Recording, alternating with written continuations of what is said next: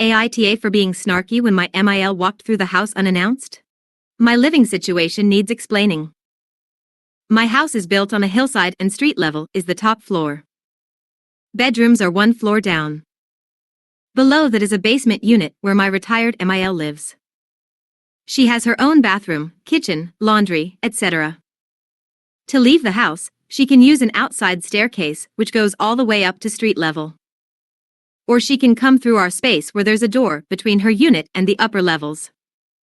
We bought the house together for financial reasons.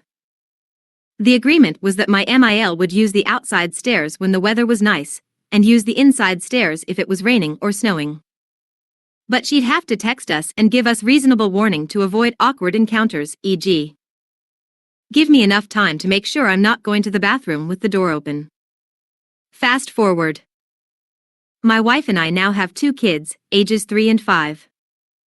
My MIL needed back surgery around 4 years ago.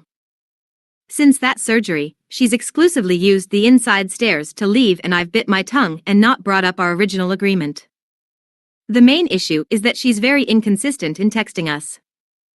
When she does text, it's typically with 2 to 4 minutes of warning. I live in constant anxiety listening for that door to open. When I hear it, the first thing I do is check my phone. I'd say there's a text message around half the time. Yesterday, we took our kids out on a day trip and noticed that my MIL parked her car in a way that took me a few attempts to get our van clear. It was also very close to the mailbox.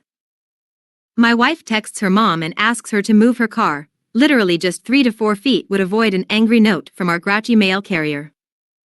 We get home 7 hours later and the car hasn't moved, so my wife calls out my MIL for that.